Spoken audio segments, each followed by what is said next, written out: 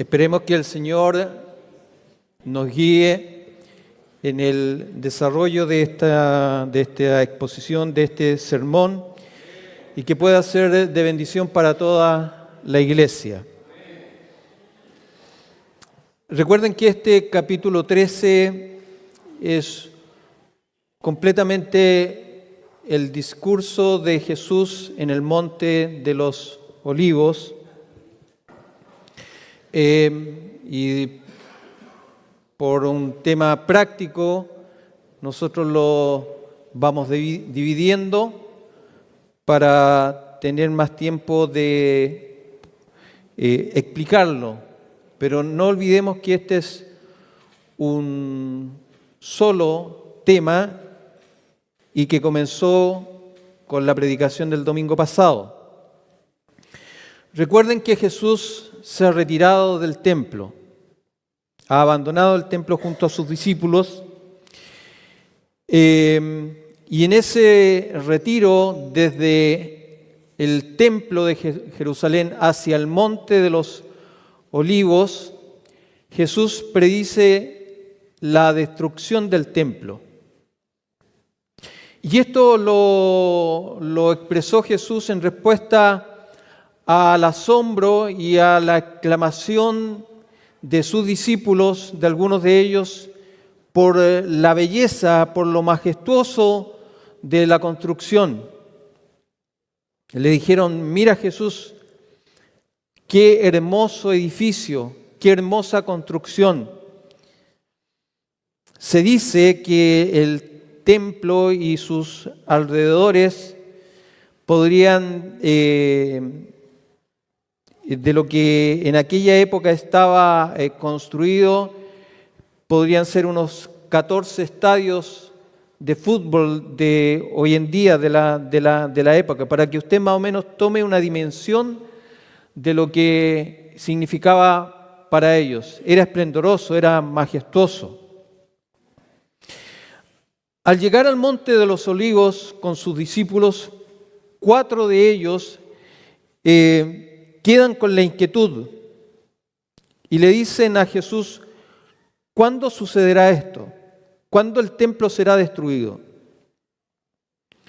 ¿Y cuál será la señal de todas estas cosas previas antes que ocurra esto? Porque en la mente del judío de la época, en su idea, en su concepto, la destrucción del templo de Jerusalén era un juicio de Dios, era que Dios se apartaba de ellos como pueblo, era que el fin del mundo venía. Por lo tanto, para ellos esto era preocupante. Significaba quizás en la mente de muchos judíos donde aparecería el Mesías, el fin del siglo, como dicen, el fin del mundo. Pero Jesús no solamente les indica que el templo en algún momento va a ser destruido, sino que junto con esto aparecerán situaciones que Él las describe como principio de dolores, como el comienzo de los dolores de un parto. Es decir, comenzarán a aparecer previo a esto engañadores que dirán: yo soy el Cristo. Aparecerán en distintos lugares guerras y rumores de guerra, terremotos, hambres y persecuciones. Pero todo esto son señales que no son señales. Porque aunque esto podría indicar algo, Jesús les dice: aunque esto esté ocurriendo, aún no es el fin. Porque uno tiende a asociar la calamidad con la llegada del fin. ¿Qué ocurre cuando, sobre todo en nuestro país, han acontecido calamidades como terremotos, los más grandes del mundo. Entra una preocupación en nosotros porque decimos, el Señor está pronto. ¿Qué es lo que están diciendo muchos con la guerra de Ucrania y Rusia o Palestina e Israel? Se acerca el fin. Pero Jesús les dice, aún no es el fin. Pero uno es porfiado. Y el comentario inmediato respecto de esto es que Jesús viene pronto. Aún más específica es la declaración en la que afirma que antes que el Hijo del Hombre regrese, primero se tiene que predicar el Evangelio a todas las naciones. Y eso es un indicativo más seguro de que está próximo a llegar, a venir Jesús nuevamente. Ahora, aunque nosotros podríamos determinar que falta poco, tampoco es 100% seguro determinar cuándo se ha predicado ya el Evangelio en todos los lugares, porque siempre habrá lugares, personas que no conocen el Evangelio. Entonces esto puede ser una generalidad. Recuerden que Pablo dijo, yo he llenado el Evangelio toda la tierra, aunque faltaba mucho lugar por predicar. Es una forma también de indicar que ha avanzado el Evangelio. Jesús también en su labor pastoral, porque recuerden que Jesús no tiene por intención satisfacer la curiosidad de los discípulos. La profecía bíblica tampoco tiene ese fin. Saber qué cosas ocurrirán en un momento determinado en el futuro, no. Mayormente lo que Jesús busca es prevenir, ayudar a que los discípulos estén atentos a este tipo de situaciones y que vivan una vida independiente de lo que les toque vivir, una vida que sea de acuerdo a lo que el Señor nos enseña. Jesús les advierte que los van a perseguir, las autoridades los van a acusar falsamente, pero cuando se encuentren en esa situación particular, que sean acusados y estén ante un juez, en esa situación que uno no sabe muchas veces cómo defenderse, qué hablar, qué decir, Él les dice, no se preocupen, porque el Espíritu Santo les dirá lo que tienen que hablar.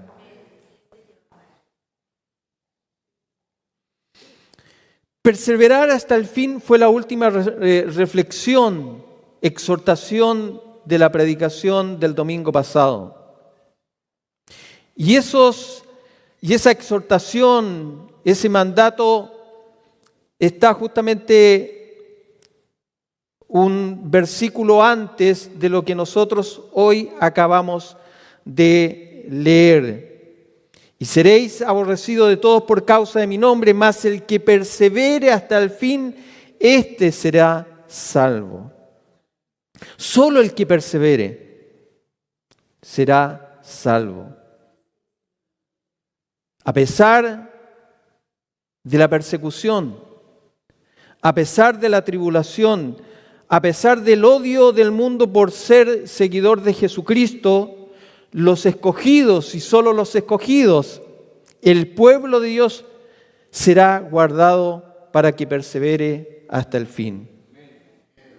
Y esas son palabras de fortaleza, palabras de aliento, porque no es fácil la situación a la que se van a ver expuestos los discípulos en un tiempo determinado, en un corto tiempo, y a través de todos los tiempos la iglesia del Señor. Dijimos que una de las señales sería la destrucción de Jerusalén y del templo. Esto mismo había sido anunciado con anterioridad por el profeta Daniel. Vamos a leer en Daniel 9:26, después vamos a desarrollar esto. Daniel 9:26 está puesto ahí en la pantalla. Dice, y después de las 62 semanas se quitará la vida al Mesías, mas no por sí, y el pueblo de un príncipe que ha de venir destruirá la ciudad y el santuario, y su fin será con inundación, y hasta el fin de la guerra durarán las devastaciones. 62 semanas. Es una forma de contar los días, contar los años que tenían en la cultura judía, en la palabra profética. Entonces hay algo que es cierto, ciertísimo, y que Jesús se toma de esta profecía para indicar que la destrucción de Jerusalén llegaría. Tal como había ocurrido en el pasado, esta vez sería de manera definitiva por no haber conocido el pueblo de Israel en su gran mayoría como el pueblo escogido de Dios, el tiempo de la visitación de Jesús. Lucas nos habla acerca de eso, el 19:44. Y te derribarán a tierra y a tus hijos dentro de ti, y no dejarán en ti piedra sobre piedra, por cuanto no conociste el tiempo de tu visitación. O sea, Jesús estuvo, pero no lo reconocieron como el Salvador, como el Mesías. El historiador judío Josefo relata que el sitio, el saqueo y la destrucción del templo y la toma de Jerusalén, este historiador, no siendo cristiano, pero siendo un creyente judío, dice que esto que hicieron los romanos en el año 70 después de Cristo, muchos lo vieron como un juicio de parte de Dios. Son tiempos de angustia, son tiempos de tribulación, son tiempos de persecución, de destrucción, que provocan temor, que provocan miedo. Pero Jesús les dice y les asegura, más el que persevere hasta el fin será salvo. Recuerden que este capítulo es todo un solo discurso. Jesús no ha terminado con lo que le está compartiendo a sus discípulos de manera privada. No sé si para los discípulos fue desconcertante, no poder entender, de mucha interrogante, cuando Jesús comparte con ellos en el versículo 14, cuando veáis la abominación desoladora de que habló el profeta Daniel, puesta donde no debe estar, el que le entienda, entonces los que estén en Judea huyan a los montes. No sabemos cómo lo tomaron los discípulos. No sabemos si en ellos provocó mucha interrogante,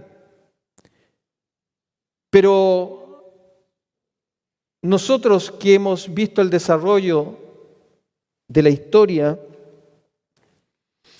los comentarios que se han dicho acerca de esto, podemos decir con mucha certeza, con mucha seguridad, que esto ha causado muchas diferencias de opinión, mucha confusión muchas veces. Porque la pregunta es, ¿a qué se refiere Jesús? ¿A qué se refiere Daniel con la abominación desoladora, y el que lee entienda. ¿Qué es una abominación? ¿Qué abominación tiene Jesús en mente?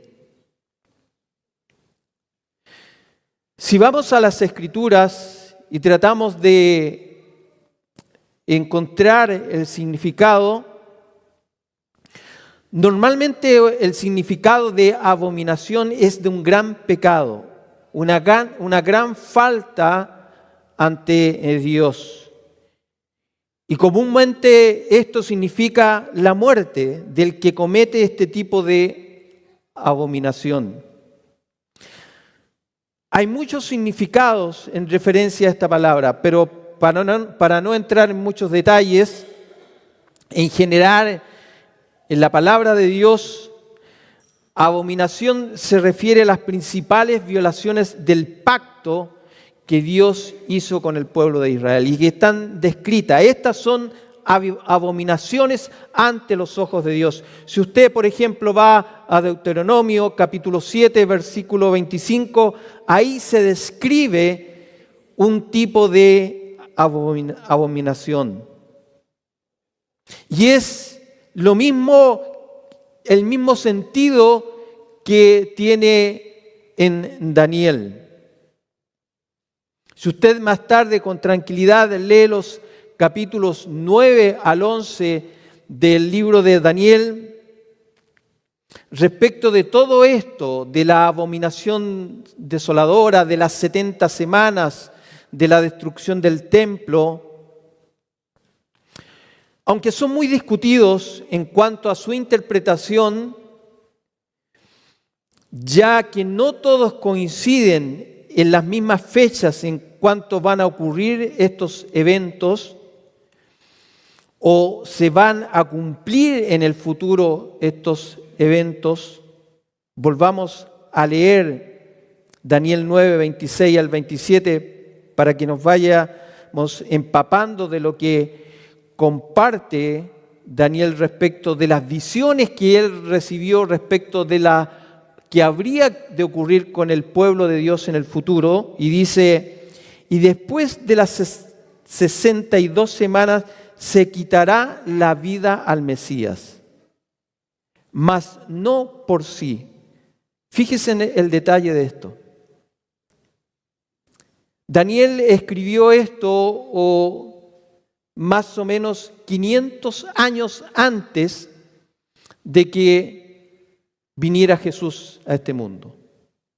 Pero miren la claridad de los oráculos. Se quitará la vida al Mesías, mas no por sí, o sea, no será Él que se la quitará. No será de muerte natural o de alguna enfermedad. Le quitarán la vida al Mesías una vez que ocurran estas 62 semanas. Y el pueblo, dice, de un príncipe que ha de venir, destruirá la ciudad y el santuario, después que se le quite la vida al Mesías. Y su fin será con inundación, y hasta el fin de la guerra durarán las devastaciones. Versículo 27. Y por otra semana, que es una manera de contar el tiempo, confirmará el pacto con muchos. A la mitad de la semana hará cesar el sacrificio y la ofrenda. Recuerden, Jesús fue crucificado y el velo se rasgó. Y ese fue el sacrificio definitivo, único y aceptable ante Dios. Dice, después con la muchedumbre, y aquí viene, de las abominaciones vendrá el desolador, hasta que venga la consumación y lo que está determinado se derrame sobre el desolador.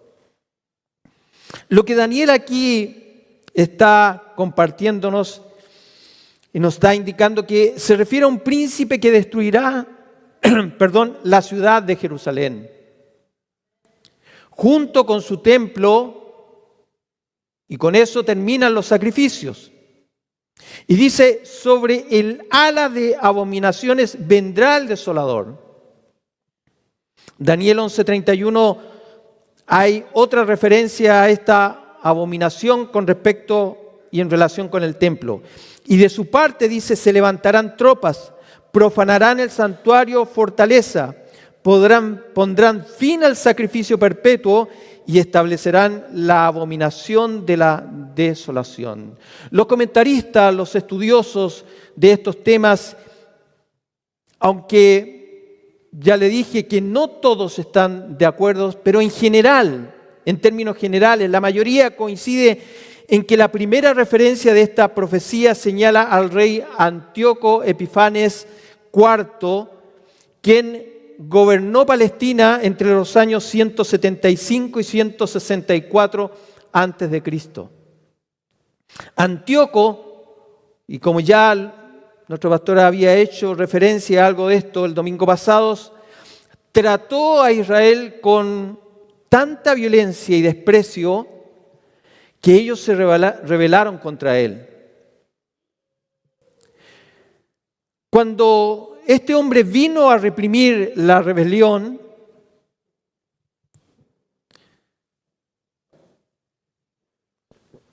sus fuerzas entraron en el templo, ingresaron a este lugar santo, suspendieron los sacrificios que se hacían en el lugar y levantaron un altar para Zeus. Y al parecer ofrecieron cerdos como sacrificio. Recuerden que para el pueblo de Israel estaba prohibido consumir y sacrificar cerdos. Esto es claramente una abominación, porque es idolatría y trae desolación, porque contamina, profana el lugar santo en el corazón mismo del pueblo de Israel. Este acto fue la abominación de desolación, o lo mismo, la abominación que causa desolación. Ahora, no perdamos el contexto inmediato de lo que Jesús está relatando, ni de lo que hemos venido compartiendo. Recuerden la parábola de Jesús acerca de la viña, de los labradores malvados, que les será quitada la viña y les será entregado a otros. Es un juicio a los líderes del pueblo de Israel. Recuerden que Cristo entra al templo y bota las mesas en un acto de purificación. Jesús en todo esto está indicando que llegará el tiempo al pueblo de Israel, el pueblo elegido, que no conoció el tiempo de su visitación, de su venida, que llegará el día en que no será más el pueblo escogido de Dios, sino que Dios tomará a otro pueblo. Ahora Él no ha desechado a su pueblo porque siempre ha habido un remanente fiel. Entonces, Jesús está compartiendo con sus discípulos que el templo va a ser destruido en este juicio de Dios al pueblo de Dios como nación. Los discípulos pidieron un poco de explicación. ¿Cuándo va a suceder esto? ¿Cuál será la señal de tu venida y la consumación de este siglo? Recuerden, para ellos esto es un todo. Se destruye el templo y debiera de inmediato ocurrir todo lo demás. Ahora, cuando uno lee distintos comentarios, ya lo dijimos, no todos están de acuerdo en cómo se debe interpretar, entender este pasaje. Cómo Jesús responde a cada una de estas preguntas. De ahí que posiblemente si usted escucha una predicación o un comentario sea distinto a lo que yo estoy diciendo. Pero en general, todos están de acuerdo que lo que Jesús relata aquí en Marcos 13, lo que Jesús relata en Mateo 24, lo que Jesús relata en Lucas 21, son principalmente los acontecimientos que conducen a la caída de Jerusalén en el año 70 después de Cristo. Además es posible, recuerden, no todos están de acuerdo, pero que también Jesús esté prediciendo que viene otra abominación desoladora en el futuro, antes de la segunda venida de Cristo, como la de Antíoco Epifanes, de Daniel. Pero sin duda que el ejército romano siempre fue un tipo de abominación, porque adoraban al emperador como un dios y siempre llevaban consigo imágenes idolátricas en sus trajes. Estos ejércitos, cuando ingresaron a Jerusalén y al templo en particular, trajeron desolación porque su comandante arrasó la ciudad y entró y profanó el lugar santísimo. Tito, el emperador romano, les había dicho que no tocaran el templo, que no lo destruyeran. Pero la profecía estaba dicha. Y los ejércitos tenían tanta rabia contra los rebeldes judíos que cuando ingresaron, porque les costó ingresar, no fue de un día para otro. Pasaron días, pasaron semanas, pasaron meses. Hubieron distintos tipos de rebelión. Recuerden que las situaciones de tipo políticas, sociales, no ocurren de un día para otro. Lo que ocurrió, la guerra de Ucrania y Rusia, no ocurrió en ese mismo día. Lo que está ocurriendo en Palestina e Israel no ocurrió los días que nosotros acabamos de ver las noticias. Son situaciones que se van dando en el tiempo. Lo mismo con esto. Y esto provocó en las tropas tal rabia que ingresaron al templo y lo destruyeron por completo y lo quemaron, haciendo real las palabras de Jesús: no quedará piedra sobre piedra.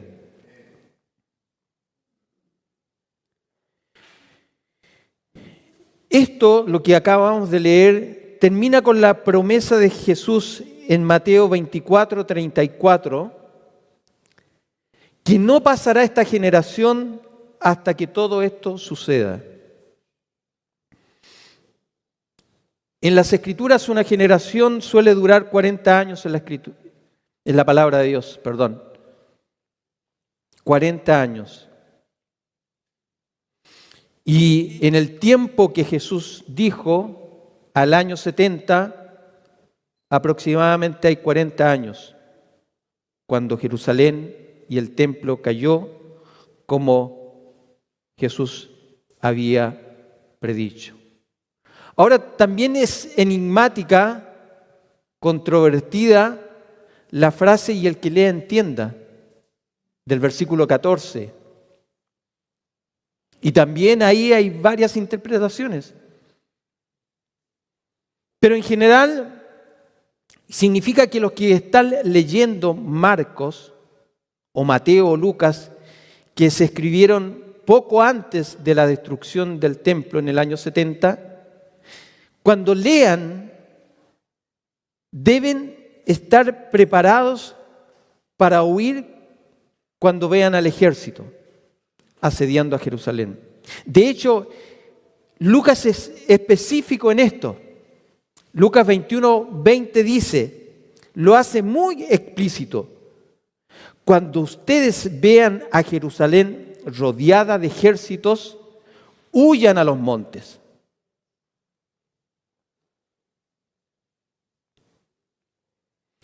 Al parecer esto fue así. Los judíos que no eran creyentes en Jesús, en vez de escapar, ingresaron a la ciudad y después ya no pudieron salir. Pero al parecer, según la tradición, según comentarios, como los cristianos habían escuchado las lecturas de Marcos, de Lucas, Habían escuchado quizás a los apóstoles. Lograron huir. Y así se da a conocer en algunos comentarios. Por ejemplo, Eusebio, el gran historiador de la iglesia en los primeros siglos, dice que cuando los romanos cayeron sobre Jerusalén, la iglesia de Jerusalén recibió el mandato de cambiar de ciudad antes de la guerra y de vivir en otra ciudad de Perea, la que llaman Peya, que supuestamente está a 80 kilómetros de Jerusalén. Por lo tanto, Jesús, el buen pastor, que cuida su iglesia, que no está para matar nuestra curiosidad, sino para cuidarnos, para protegernos, ¿cierto? Le dijo a los primeros cristianos, les dijo a sus discípulos cómo debían sobrevivir a esos años angustiosos, en los años de esta naciente iglesia. El Señor se preocupa por los suyos, especialmente de los más vulnerables. El Señor habla acerca de las mujeres embarazadas, de los niños pequeños. Les insta a que oren. Estos hechos van a ocurrir, pero el Señor les dice, oren para que las circunstancias no sean tan angustiantes. Oren para que no sean invierno. Alguien puede decir que lo que está determinado va a ocurrir sí o sí y que nada va a cambiar. Pero por algo el Señor nos dice que oremos, porque en medio de lo que está determinado a ocurrir, Dios es misericordioso.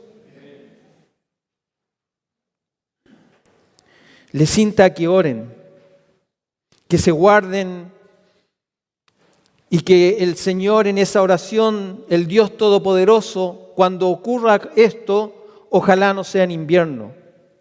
Porque una huida en invierno en aquella época es terrible. Mujeres embarazadas, niños pequeños, arrancar y dejar todo lo que han construido. Les insta a orar entonces para que Dios provea las condiciones para poder huir, para poder escapar.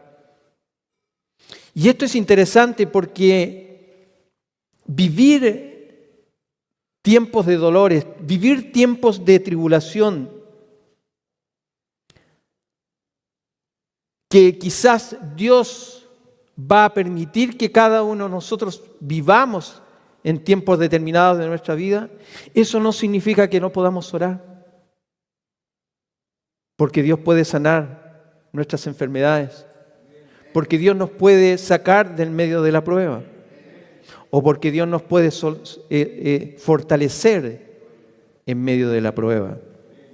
Porque Dios se compadece y escucha a su pueblo, escucha a sus hijos, escucha la oración de los suyos. Por eso la insistencia de Jesús que oren.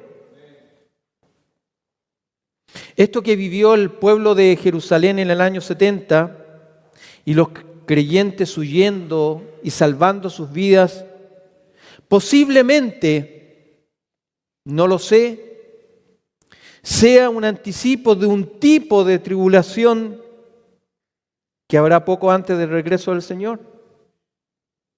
Le digo, no lo sé. En diversos tiempos los creyentes han sido perseguidos. En diversas épocas han sido asesinados por causa de su fe. Es lo que estamos viendo ahora. No aparecen en las noticias, pero permanentemente. Usted conoce de alguna manera, por lo que tenemos en el diario Mural, lo que es Corea del Norte, lo que es la India, lo que es Sudán, lo que son los países musulmanes. Lo difícil que es para un creyente vivir en esos lugares. El desprecio de sus propias familias, sus casas quemadas, golpeados, encarcelados, muertos. Es difícil vivir en tiempos de tribulación. Y quizás eso se intensifique un poco antes de la venida del Señor. Por lo tanto, podemos sacar enseñanzas que las tribulaciones son tiempos que solo pueden pasar si previamente oramos buscando dirección y fortaleza en el Señor, buscando fortaleza en su palabra. El Señor llama la atención a los discípulos a estar alertas, a estar atentos. Versículo 5. Jesús respondiendo les comenzó a decir: mirad que nadie os engañe. Estén atentos. Versículo 9. Pero mirad por vosotros mismos, porque os entregarán a los concilios. Versículo 23. Mas vosotros mirad, os lo he dicho todo antes. El Señor nos ha advertido lo que va a ocurrir. Junto con estas señales hay otras, como dije anteriormente, que creemos que son señales del fin, pero no son señales. Y debemos reconocer esto para no ser engañados. No ser engañados por falsos profetas, por falsos maestros, por falsos cristos. No ser engañados por señales mentirosas. ¿Usted conoce las noticias de la sanadora argentina? Dice que aún intentarán engañar a los escogidos si esto, dice, en alguna manera fuese posible. Porque cuando vemos, pero ¿cómo sanan? ¿Cómo hacen estos milagros? Y uno duda. ¿Qué nos dice la palabra del Señor? Intentarán engañar estos milagreros aún a los escogidos, si esto en alguna manera fuese posible. ¿Será posible esto? ¿Será posible que estos engañadores engañen a los escogidos? Posible temporalmente sí, pero no de manera definitiva, porque estamos escondidos en el hueco de su mano. ¿Qué es lo que vemos hoy en día? ¿No se han ido algunos detrás de estos falsos maestros? ¿No corren las multitudes detrás de estas personas? Son lobos rapaces que se aprovechan de los incautos, que no hacen caso de las advertencias de Jesús. Estén alerta, estén atentos, oren. El Señor sana, el Señor hace milagros.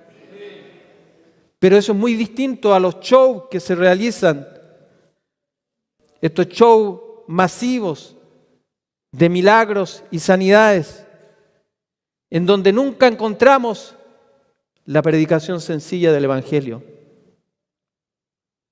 ¿Cuántos prefieren pagar por una ofrenda, por un milagro, por una sanidad, que poner por obras la palabra del Señor? No nos durmamos, estemos alertas. Cristo dijo que esto pasaría.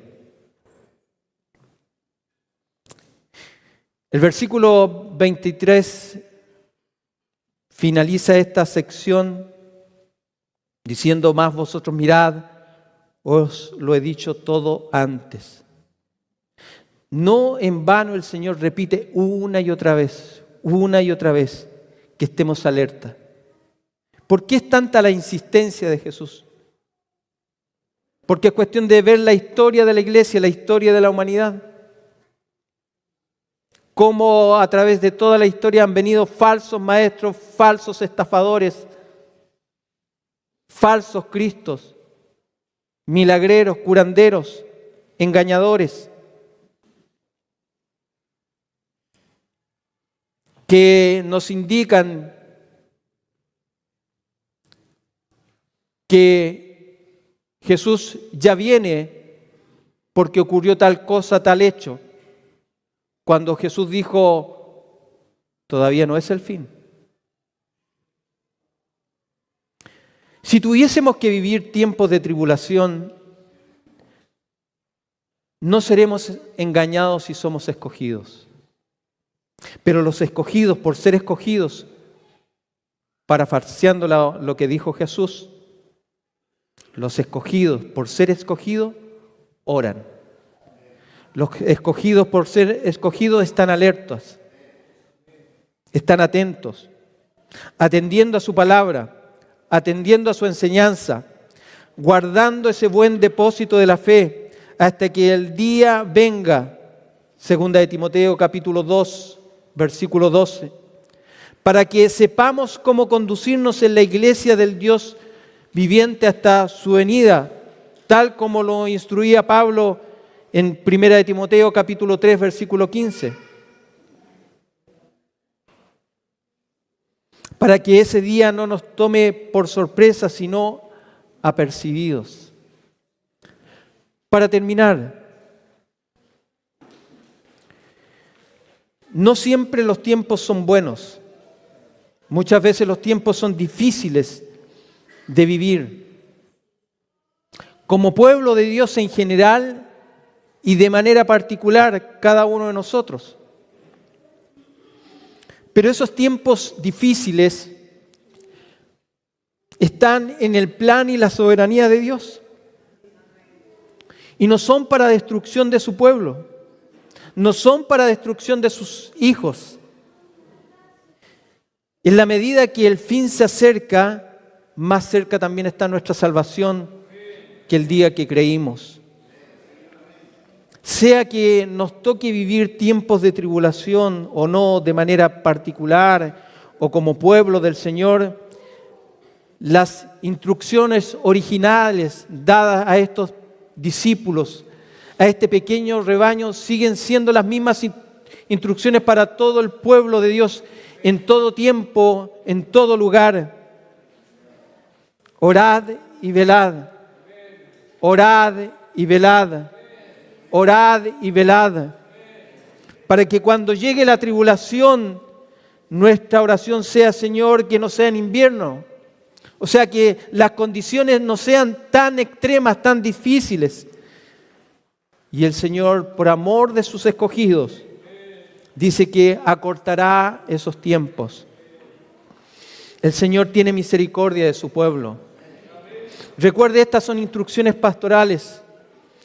Es un Cristo, es un Mesías, es un pastor que ama a sus ovejas, de tal manera que Él posiblemente 3 días más tarde, no posiblemente así sería, daría la vida por sus ovejas, demostrando que Él ama a su pueblo, que Él ama a su iglesia y que aunque nos toque vivir tiempos de tribulación, sepamos que antes de la tribulación el Señor nos advierte para que oremos, para que estemos alerta, para que estemos preparados.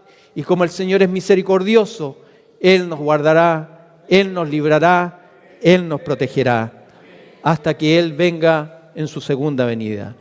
Que el Señor bendiga su palabra en nuestros corazones.